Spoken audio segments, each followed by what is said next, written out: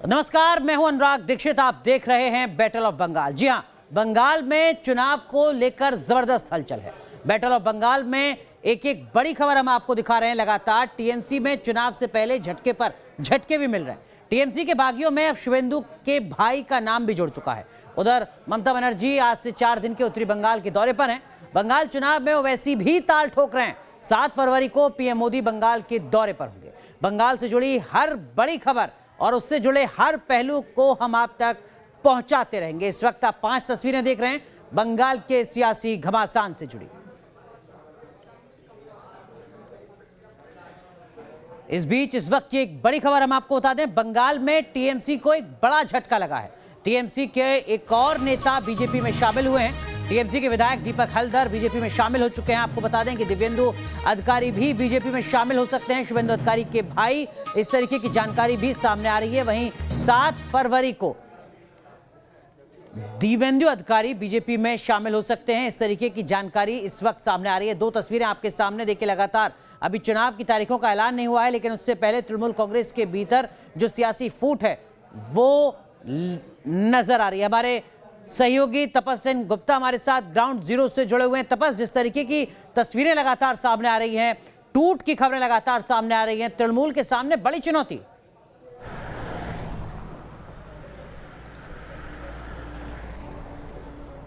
जी जरूर, ये बहुत बड़ी चुनौती है तृणमूल कांग्रेस के लिए, क्योंकि पिछले कुछ महीनों में हमने जिस तरह से तृणमूल नेताओं को बीजेपी की तरफ कूच करते हुए देखा है, वो नंबर कहीं ना कहीं 17 एमएलएज का अभी तक हो चुका।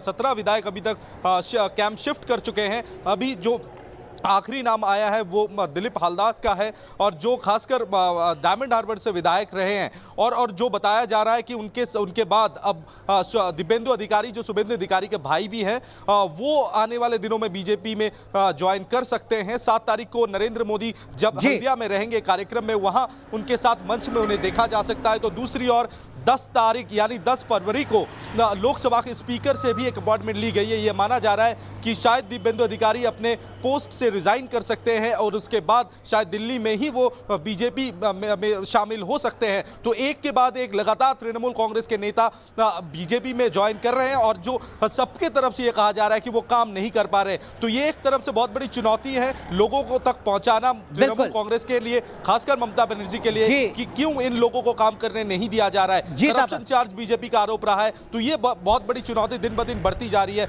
ममता सरकार के लिए। बिल्कुल, लेकिन 2015 से जो सिलसिला शुरू हुआ लॉकेट चटर्जी के साथ, वो सिलसिला 2021 में भी नजर आ रहा है, और चुनाव के नजदीक आते आते ये सिलसिला और ज्यादा बढ़ता हुआ नजर आ रहा है, जिससे तृणमूल कांग्रेस की मुश्किलें बढ़ रही हैं। लेकिन बंगाल से जुड़ी इस वक्त की एक और बड़ी खबर हम आपको बता दें। असदुद्दीन ओवैसी ने पश्चिम बंगाल में अपने जो विधायक हैं वो उतार दिए हैं। जी हां, बिहार के 5 विधायकों को बंगाल का ऑब्जर्वर बनाया है असदुद्दीन ओवैसी ने। तेलंगाना के 2 विधायकों को भी बंगाल की जिम्मेदारी सौंपी गई है। इस वक्त की बड़ी खबर हम आपको बता रहे हैं कि असदुद्दीन ओवैसी पश्चिम बंगाल के चुनाव में अपनी जमीन तैयार करने की कोशिश कर रहे हैं, अपनी जमीन मजबूत करने की कोशिश कर रहे हैं। बिहार में जीत के बाद पश्चिम बंगाल में ममता का सियासी किला कमजोर होता जा रहा है। एक तरफ उनके कई करीबी पार्टी छोड़कर बीजेपी का दामन थाम चुके हैं, आने वाले दिन में कई और बीजेपी में शामिल हो सकते हैं। तो वहीं दूसरी तरफ ममता के मुस्लिम वोट बैंक में सेंध लगाने के लिए असदुद्दीन ओवैसी ने अपना पूरा प्लान तैयार कर लिया है।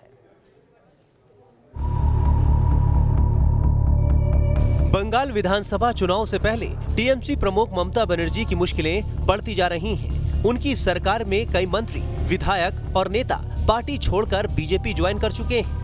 माना जा रहा है कि टीएमसी के कई और बड़े नेता कतार में हैं, जो बीजेपी का रुख कर सकते हैं। इस बार ममता के लिए चुनौतियां कम नहीं हैं। असदुद्दीन ओवैसी की पार्टी एआईएमआईएम भी इस बार बंगाल विधानसभा चुनाव में बाकायदा ताल ठोकने जा रही है। खुद को मुस्लिमों का रहनुमा समझने वाले ओवैसी की पार्टी एआईएमआईएम ममता के मुस्लिम वोट बैंक में सेंध लगाने में जुट गई है। बिहार के अपने 5 विधायकों को ओवैसी ने बंगाल में ममता की घेराबंदी के लिए उतारने का फैसला किया है। ओवैसी ने बिहार के अपने 5 विधायकों को पश्चिम बंगाल विधानसभा चुनाव के लिए ऑब्जर्वर के तौर पर नियुक्त किया है। इसके साथ ही ओवैसी ने तेलंगाना के भी अपने 2 विधायकों को बंगाल चुनाव में जिम्मेदारी सौंपी है। इन सभी की जिम्मेदारी पिछले कई सालों से ममता के हार्डकोर मुस्लिम वोट बैंक में सेंध लगाने की है। मुसलमानों को अपने पाले में लाने के लिए ओवैसी ने इन्हें मिशन बंगाल पर लगा दिया है।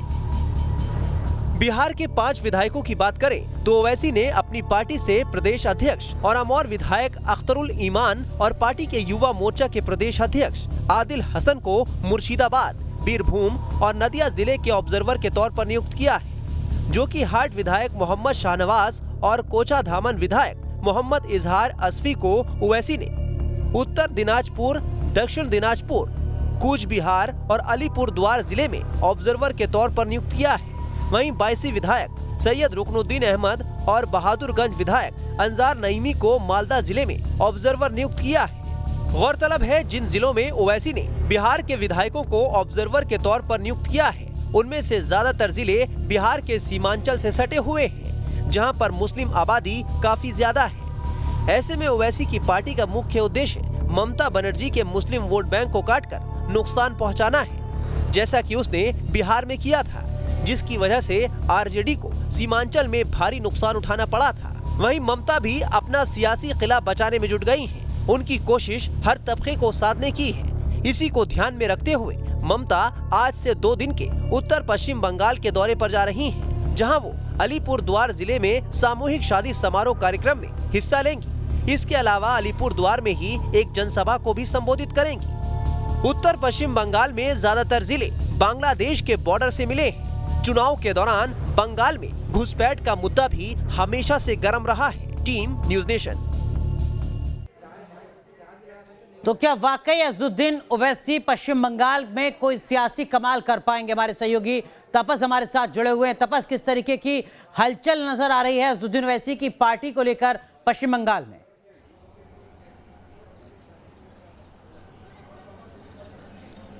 देखिए, असाउद्दीन ओवैसी का पश्चिम बंगाल में आना और अब्बासुद्दीन सिद्दीकी के साथ उनका गठबंधन कहीं ना कहीं जो बंगाल का चुनावी इक्वेशन है वो कहीं ना कहीं बदल सकता है, ये जानकार बता रहे हैं। खासकर तृणमूल कांग्रेस के लिए हानि पहुंचा सकता है। हम इस समय मालदा में मौजूद है और मालदा भी अल्पसंख्यकों का गढ़ माना जाता है। और आज और पिछले 2-3 दिनों से हम कई लोगों के साथ बात किए और खासकर जो बॉर्डर से सटे हुए गाँव में रहते हैं और धार्मिक गुरु भी जो है इस्लाम धर्म के, उनसे भी बातचीत करके हम समझने की कोशिश की कि लोगों को क्या कहना है।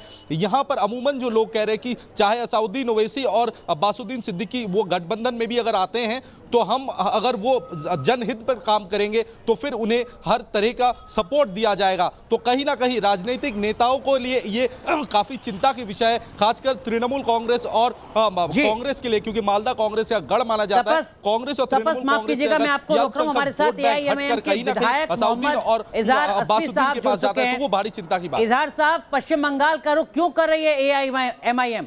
सत्ता में काबिज होना है या वोट कटुआ पार्टी के तौर पर खुद को साबित करना है? जी देख लीजिए, मैं तो वोट कटुआ पार्टी हूं भी नहीं और हमारी पार्टी भी नहीं। हमारे कायद असदुद्दीन साहब का जो अपना हक और हुकूक दिलाने के लिए हम लोग तैयार हुए हैं। बिहार में भी हम लोगों ने शानदार कामयाबी लेने के बाद अब बंगाल में भी हम लोग जाने का रुख कर रहे हैं और हक और इंसाफ दिलाने के लिए हम लोग बंगाल जा रहे हैं। ना ही तो हम लोगों को कोई क्या कहता है उसको पार्टी जो है हमारी लोगों का खिदमत करने के लिए जाना चाहती है। हमारे साथ में जो नाइंसाफी हो रहा है उस नाइंसाफी को दूर करने के लिए, अवाम को खिदमत करने के लिए, अवाम को हक दिलाने के लिए हम लोग बंगाल भी जाना चाह रहे हैं। लेकिन इजहार साहब, जस्टिस सच्चर की कमेटी थी आज से लगभग 10 साल पहले। उसने कहा था कि सबसे बुरी स्थिति मुसलमानों की अगर कहीं है तो पश्चिम बंगाल में। तब से आप अब तक कहां थे? ये सवाल तो आपसे पूछेंगे लोग। क्या नहीं समझ पाए? क्या बोल रहे हैं? मैं कह रहा हूं कि जस्टिस राजेंद्र सच्चर ने अपनी कमेटी में आज से 10 साल पहले बताया था हिंदुस्तान में मुसलमानों की सबसे बुरी स्थिति पश्चिम बंगाल में। तब से अब तक कहां थे आप? ये सवाल आपसे जरूर पूछा जाएगा।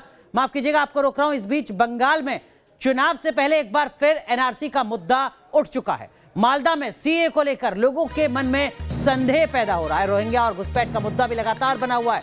इस बीच ममता बनर्जी ने कहा है कि बंगाल में एनआरसी और सीए को लागू नहीं होने दिया जाएगा। तो पश्चिम बंगाल में विधानसभा चुनाव से पहले एनआरसी और सीए का मुद्दा बड़ा हो चुका है, लेकिन क्या इसका चुनाव पर कोई असर होगा? मालदा के लोगों से जानने की कोशिश कर रहे हैं हमारे संवाददाता तापस सेन।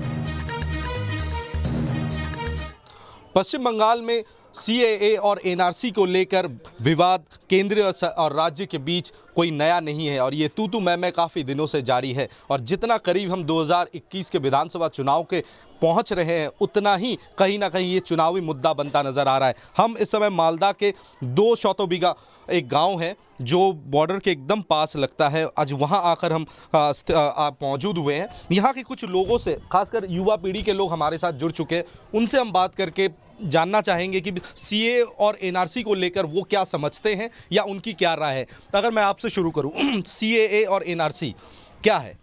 सीए और एनआरसी के बारे में हमारा पश्चिम बंगाल में कोई ज़रूरत नहीं है। हमारा पश्चिम बंगाल का आदमी बहुत ही सुखी है, बहुत ही अच्छा है। यहाँ में एनआरसी और सीए कोई ज़रूरत नहीं है। हमारा पश्चिम बंगाल में जो आदमी सब है, सबके बारे में खाद्य वस्त्र और वासस्थान का ज़रूरत है, वो बिल्कुल है। तो आपके मुताबिक कोई ज़रूरत नहीं है। अगर मैं आपसे पूछूं, एनआरसी और सीए लेकर कोई आशंका मन में है? जी नहीं, एनआरसी सरकार करवाता है, इसमें हमारा आम जनता है कोई आशंका नहीं होना चाहिए, क्योंकि हम तो भारतवासी है, भारत का निवासी है। इसमें कोई दिक्कत नहीं होगी। एनआरसी हो, अमेंडमेंट बिल हो, इसमें कोई हमारा दिक्कत नहीं है। बस ये हमारा मन कहता है। क्या आप लोगों को लगता है कि एनआरसी और सीए को लेकर एक बहुत बड़ी राजनीति हो रही है सिर्फ चुनाव को सामने रखते हुए? এটা স্যার রাজনীতি এনআরসি আমাদের পশ্চিমবাংলাতে দরকার নাই। কোনো রাজনীতি হচ্ছে না নিয়ে মনে হয়? এটা ক্লিয়ার রাজনীতি হচ্ছে স্যার, পশ্চিমবাংলাতে এনআরসি দরকার নাই। अगर सर आपसे पूछूं, आप तो यहाँ पे बुजुर्ग है, आप कई सालों से यहाँ पे रह रहे हैं, क्या एनआरसी और सीए अगर लागू होता है, क्या आम लोगों की ज़िंदगी में कोई फ़र्क पड़ेगा? फर्क नहीं पड़ेगा। एनआरसी होले तो जो है ना ভারতের নাগরিক না, ভারতের নাগরিক যারা আছে স্থায়ীভাবে বসবাস করছে তাদের কোনো অসুবিধা নেই। এনআরসি হলেও কোনো যায় আসে না, আর না হলেও কোনো যায় আসে না। কোনো আশঙ্কা কি কাজ করে মনে? না, আশঙ্কা কোনো কাজ করছে না। কোনো আশঙ্কা ঠিক আছে। और मैं अगर आपसे पूछूं, क्या एनआरसी होने से आपकी ज़िंदगी में कोई फ़र्क पड़ेगा? फ़र्क पड़ सकता है, क्योंकि जो डॉक्यूमेंट चाहिए ना वो कहाँ मिलेगा। अभी 71 साल का डॉक्यूमेंट मांग रहा है। अभी तो हमारा ये कह रहा है जो वोटर कार्ड नहीं चलेगा, आधार कार्ड नहीं चलेगा, तो हम क्या देंगे प्रूफ? अगर वो एनआरसी हो जाएगा तो हर आदमी एनआरसी के पीछे से पड़ते रहेगा या कुछ काम करके खाएगा। अगर एनआरसी हो जाएगा तो हर आदमी भूखे भूखे मरते रहेगा। एनआरसी हो जाएगा तो यहाँ का जो आदमी है काम करने से नहीं खा पाएगा। अगर एनआरसी हो जाएगा तो कागजात जो है वो लेकर दौड़ते रहेगा। और हमारा यहाँ पे तो बता रहा है कि जो हमारा केंद्र में सरकार है कि वोटर कार्ड नहीं चलेगा, रेशन कार्ड नहीं चलेगा, आधार कार्ड नहीं चलेगा। अगर वोटर कार्ड नहीं चलेगा तो ये वोटर कार्ड से वोट लेके क्यों सरकार बनता है? पहले ये सवाल है। तो वोटर कार्ड नहीं चलेगा तो इस वोटर कार्ड की वोटाधिकार से सरकार बनता है, तो वोटर कार्ड क्यों नहीं चलेगा? अगर ऐसा कुछ हो जाएगा तो सबसे प्रॉब्लम होगा आम जनता का। एनआरसी और सीए, इसके बारे में सबसे बड़ा प्रॉब्लम होगा आम जनता का। अगर ऐसा ना होना चाहिए तो बहुत ही अच्छा है। तो हम आपको ग्राउंड जीरो से बता रहे थे कि यहाँ के लोगों को क्या लगता है एनआरसी और सीएए को लेकर। कुछ लोगों का मानना है कि आम जिंदगी में ये फ़र्क नहीं डालेगा। कुछ लोग ये कह रहे हैं कि आशंका में वो रहेंगे। तो आने वाले दिनों में क्या सीएए और एनआरसी पश्चिम बंगाल में लागू होगा ये, और केंद्र सरकार और राज्य सरकार क्या एक जगह पर आएगी और एक फैसले से दोनों शामिल होंगे, ये एक बड़ा सवाल रह जाता है। लेकिन फिलहाल तो एनआरसी और सीएए को लेकर पश्चिम बंगाल के जो बॉर्डर से सटा हुआ इलाका है, जो गांव है, वहां पर लोग कहीं ना कहीं थोड़ा सा ही सही लेकिन उनके मन में आशंका अभी भी देखने को मिल रहा है। वीडियो जर्नलिस्ट सुमित सरकार के साथ तापस सेन गुप्ता, न्यूज़ नेशन, मालदा। इतना ही नहीं, रोहिंग्या कॉलोनी में भी लोगों से बात की हमारे संवाददाता तापस सेन ने। पश्चिम बंगाल में आने वाले विधानसभा चुनाव में सीएए और एनआरसी एक बहुत बड़ा मुद्दा होने जा रहा है और बीजेपी की तरफ से हर बार कहा जा रहा है कि वो अगर सत्ते पर आते हैं तब, या शायद चुनाव से पहले ही सीएए को और एनआरसी को पश्चिम बंगाल में लागू किया जाएगा। और जो भी रिफ्यूजी पश्चिम बंगाल में आकर बस चुके हैं बांग्लादेश से, उन कुछ लोगों को यहाँ की नागरिकता मिलेगी और बाकी जो है उन्हें रिफ्यूजी के तौर पे ट्रीट किया जाएगा। और हम इस समय मालदा के गवर्नमेंट कॉलोनी नंबर 1 पर मौजूद हैं और ये अब तमाम इलाका आप देख सकते हैं कि ये फ़िलहाल पहले इसे रिफ्यूजी कॉलोनी के तौर पर जाना जाता था और अब इसे सरकारी तौर पर इसे रजिस्टर किया गया है और यहाँ के जो लोग रहते हैं, आज बसते हैं, इन्हें बाकायदा अपनी ज़मीन का जो कागजात है वो भी सरकार की तरफ से मुहैया करवा दिया गया है। लेकिन यहाँ से भी ज़्यादातर लोग बांग्लादेश से ही आए थे और यहाँ के कुछ लोगों से हम बात करके उनकी सोच हम जानने की कोशिश करेंगे। ये बताएं कि पश्चिम बंगाल में एनआरसी और सीएए लागू होने की बात केंद्र सरकार की तरफ से कही जा रही है, तो राज्य सरकार ने कहा ये कभी लागू नहीं हो सकता पश्चिम बंगाल में। ये तो एक रिफ्यूजी कॉलोनी है जहाँ लोग बांग्लादेश से आके बसे थे। तो आप लोगों के मन में क्या कोई आशंका है कि सीएए एनआरसी होने के बाद शायद यहाँ जो आप लोग बसते हैं तो आप लोगों को कोई खतरा महसूस होता है क्या? अभी আমি বাংলায় বলছি। আমার বক্তব্য হচ্ছে যে সিএ বা এনআরসি এই সমস্ত জিনিস চালু যদি করে কেন্দ্রীয় সরকার তাহলে এটা আমার ওপিনিয়ন হচ্ছে এটা একটা ভুল পদক্ষেপ। इनका कहना है कि अगर केंद्र सरकार की तरफ से इस तरह का कानून को लागू किया जाता है तो वो गलत होगा। कहीं ना कहीं दिल में आशंका भी है कि आने वाले दिनों में उनका या उनके परिवार का भविष्य क्या होगा। आप यहाँ रहते हैं इस इलाके में? हाँ, इसी इलाके में रहता हूँ, पास में बगल में। एनआरसी और सीएए लोग को क्या सोच है? सोच अच्छा है, फिर भी सभी लोग के अंदर डर भी है, अगर हो जाएगा तो क्या होगा, इसी बात का आशंका है सबका। जो आदमी रहता है ना, जो नेता लोग रहता है, वो डर पैदा कर सकता है। तो आप समझ सकते हैं कि इनका जो साफ तौर पे कहना है, इनके पास अपना जो मतदान करने का जो कागजात है वो भी है, आधार कार्ड भी है, लेकिन फिर भी कहीं ना कहीं अपने मन में एक आशंका है। और ख़ास तौर पे वो ज़रूरी जो बात कह रहे हैं कि राजनीतिक कुछ नेता है जो एक डर पैदा करने की कोशिश कर रहे हैं। तो इसको ध्यान में रखते हुए शायद बीजेपी सरकार को भी ये बात सोचनी पड़ेगी, क्योंकि पश्चिम बंगाल में जो इलाके खासकर मालदा, मुर्शिदाबाद, उत्तर 24 परगना, नदिया ज़िला है, यहाँ पर काफ़ी रिफ्यूजी बांग्लादेश से आकर बस चुके हैं, जिन्हें सरकारी तौर पर एक रजिस्ट्रेशन भी मिल चुका है पश्चिम बंगाल सरकार के तरफ से। तो अगर एनआरसी और सीए आगे जाकर लागू किया जाता है तो शायद कहीं ना कहीं वो वोट बैंक पर असर ना डाले, इस पर भी बीजेपी सरकार को गौर करना पड़ेगा। वीडियो जर्नलिस्ट सुमित सरकार के साथ तपस सेन गुप्ता, न्यूज़ नेशन, मालदा। तो हमारे सहयोगी तपस लगातार हमारे साथ बने हुए। तपस, एक चीज बताइए, जो सीए और एनआरसी का मुद्दा है, क्या ये सिर्फ मालदा जैसे कुछ पॉकेट्स पर असर डालता है या पूरे पश्चिम बंगाल की सियासत में एक बड़ा मुद्दा है?